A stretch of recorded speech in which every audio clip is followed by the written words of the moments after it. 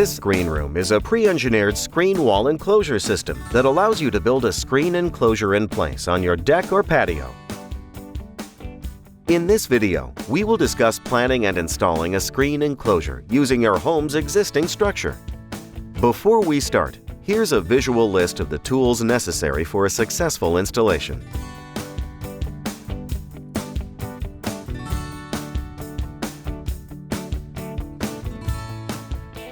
Now let's start by reviewing the intended use for each of the available components. Please note that not all components may be necessary for your enclosure. First, the 1x2 aluminum extrusions are used to create a screen frame around the inside perimeter of your opening. They are available in 8-foot, 10-foot, and 12-foot lengths. The 1x2 can be installed with the spline groove facing inwards or outwards, depending on which side you would like to apply the screen from. Next, the 2x2 aluminum extrusions are used horizontally and vertically to divide a large opening into multiple smaller panels. The 2x2 is also available in 8-foot, 10-foot, and 12-foot lengths.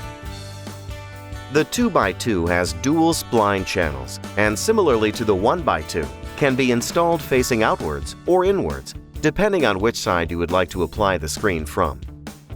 Make sure the 1x2s and 2x2s are installed with the channels facing the same direction. The L-angle Capri clip, along with 4 3/4-inch self-tapping screws per clip, is used to hold the 2x2s in place. Now that you have a brief understanding of the components, it's time to design your layout. To do this, let's take a look at 4 example layouts, one of which will include framing a screen door. In our first example, we'll frame an 8-foot wide by 6-foot tall or smaller opening. At this size, only 1x2s installed around the perimeter are necessary. The 1x2s are fastened in place every 18 to 24 inches using number 10 by 2-inch wood screws, which require a 1/8-inch pilot hole. Or if you are installing onto concrete or brick walls, you'll use 1/4-inch by 2 1/4-inch tapcons, which require a 3/16-inch pilot hole. Color-matched fasteners are provided with all screen enclosure packages. For example, number 2. We'll frame a 12-foot wide by 8-foot tall opening in which both 1x2s and 2x2s are necessary.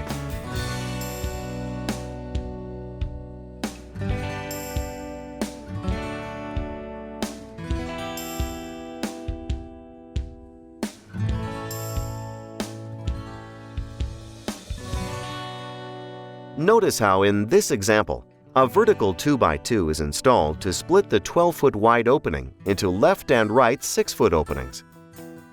To finish up, horizontal 2x2s will be cut and installed on each side of the vertical 2x2 at 36 inches up from the floor, using 4 Capri clips with 3/4-inch fasteners.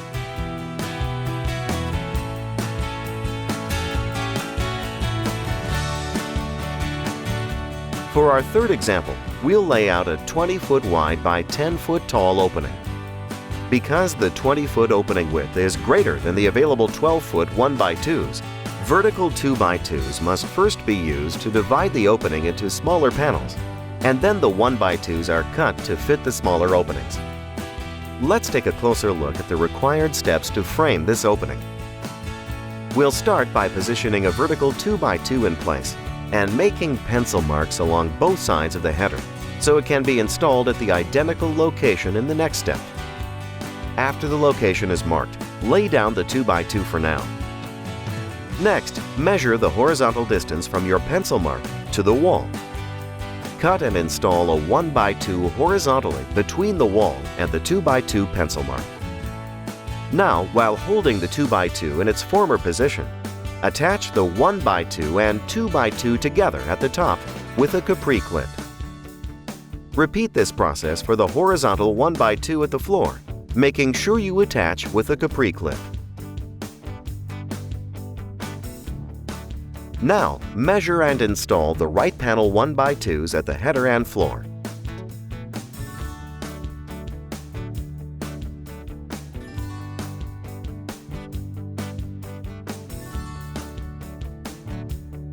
Capri clips are optional on this side, but usually installed for uniformity. Now, cut and install the 1x2s vertically on each side of the opening. To finish up, horizontal 2x2s will be cut and installed on each side of the vertical 2x2 at 36 inches up from the floor, using 4 Capri clips with 3/4 inch fasteners.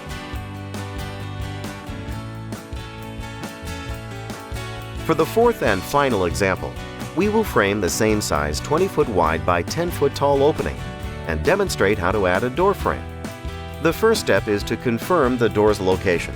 The door frame requires 2 2x2s running from the floor to the ceiling. Let's start by marking the location of left vertical 2x2 with a pencil mark on both sides at the header and at the floor.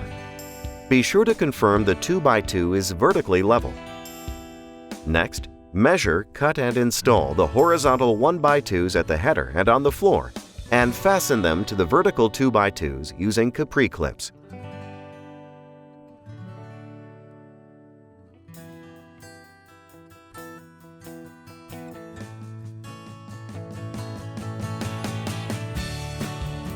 Before installing the right side of the door frame, cut and install a 36-inch piece of 1x2 horizontally at the header on the right side of the first 2x2. Now, while holding the second vertical 2x2 against the newly installed 1x2, secure it in place with a Capri clip. Next, confirm the 2x2 is vertically level. Then, measure, cut and install the 1x2s at the header and floor and secure with Capri clips.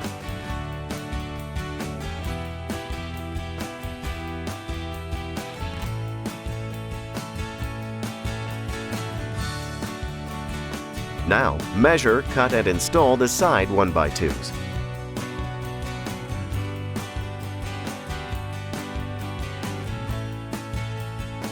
Install a 36-inch horizontal 2x2 at 80 inches up from the floor and between the vertical 2x2s, creating the door's header. Very important! The Capri clips must be installed on the outside of the 2x2 door frame to avoid impeding the travel of the screen door. The finished rough opening for our screen door is 36 inches by 80 inches. To finish up, horizontal 2x2s will be cut and installed on each side of the vertical 2x2 at 36 inches up from the floor, using 4 Capri clips with 3/4 inch fasteners.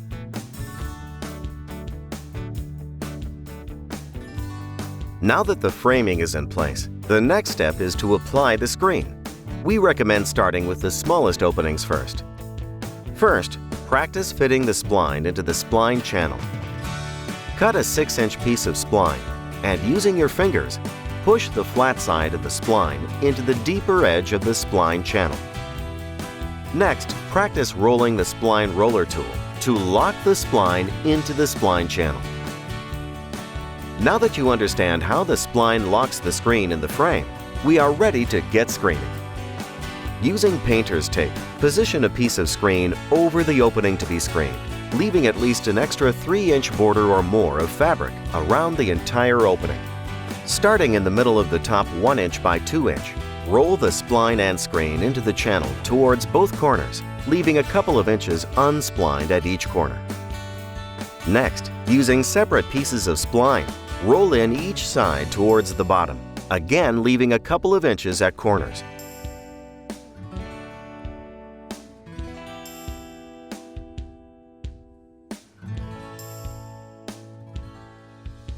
Now at bottom, and using a separate roll spline in from the middle towards each corner.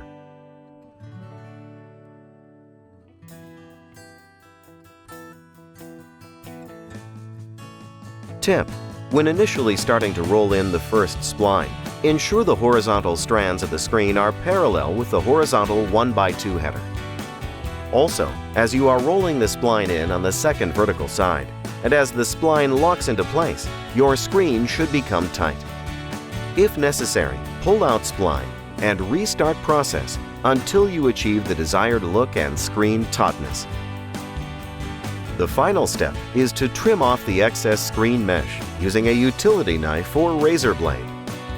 The best method is to cut from the back side of the screen and point the tip of the blade towards the rubber spline. Be careful not to puncture your newly applied screen when trimming. Thank you for watching this video. View our installation instructions on our website.